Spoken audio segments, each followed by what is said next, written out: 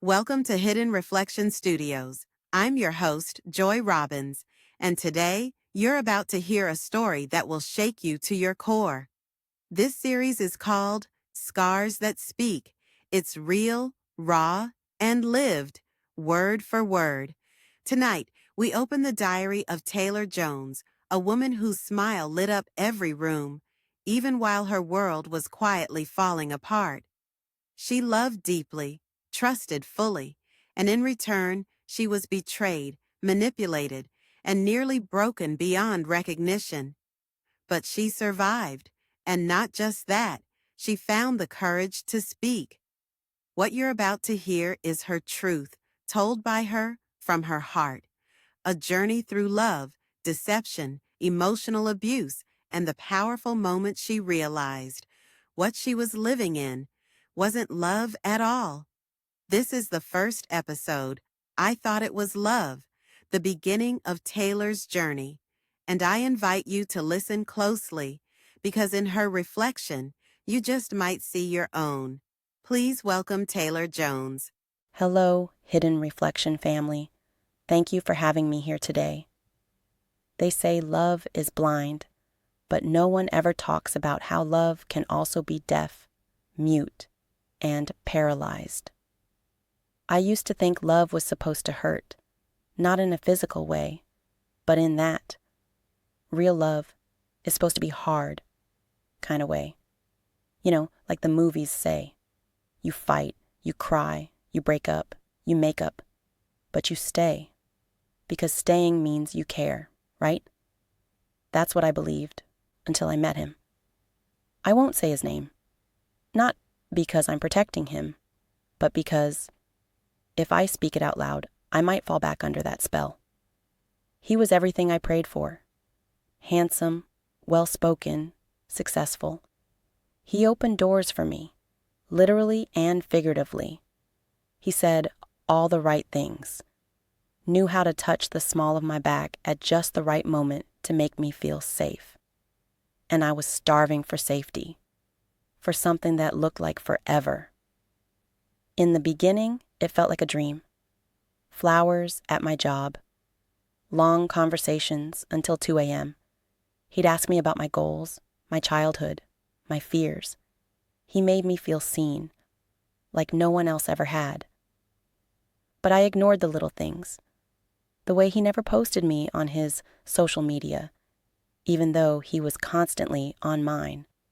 How his phone would always be on Do Not Disturb around 8 p.m. Or how I had never, after 6 months, been invited to his apartment. One night, I went to his gym to surprise him. I had his favorite smoothie, extra protein, no banana. I waited in the parking lot, hoping to catch him before he left. When he came out, I watched him from a distance, laughing with another woman. He opened her door, kissed her cheek, then got in the car with her. My smoothie melted in my hands. But the real heartbreak didn't happen until later that night, when he called me like nothing happened. "Hey, babe," he said. "I missed you today."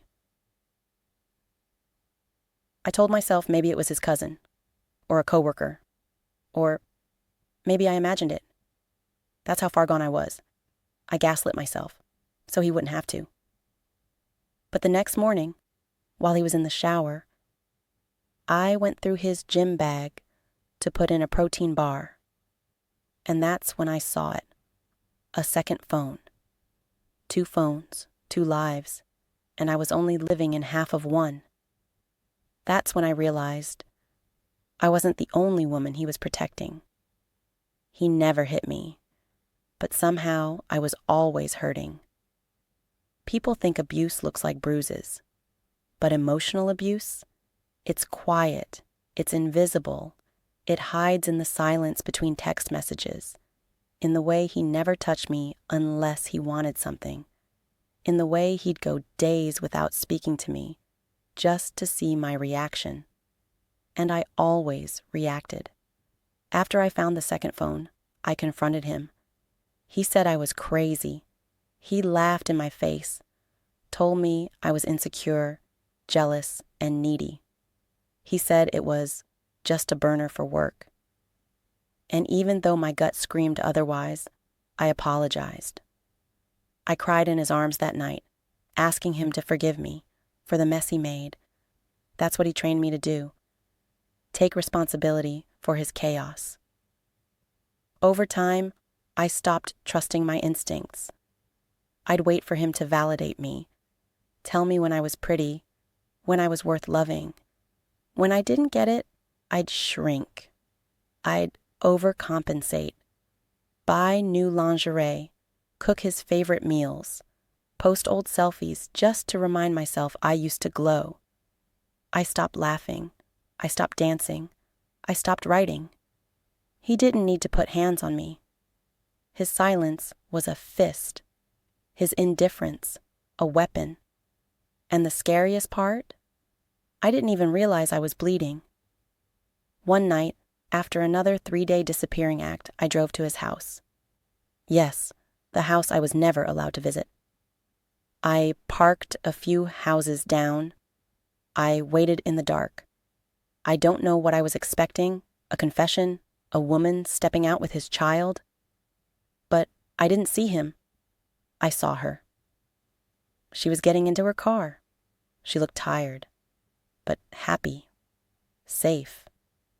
As she pulled off, she didn't see me, but she threw a white envelope out the car window, a note inside, handwritten, shaky penmanship, but bold.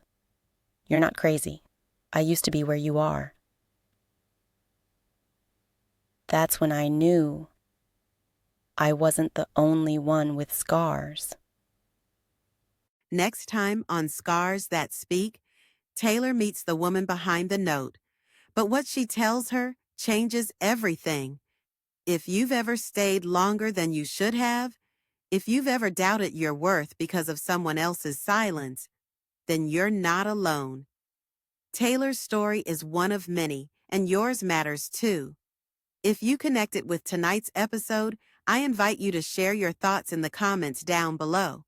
Whether it's your story or just a word of encouragement, your voice might be the light someone else needs tonight. Let's build a community where truth isn't hidden, it's reflected. And don't forget, subscribe so you never miss the next episode.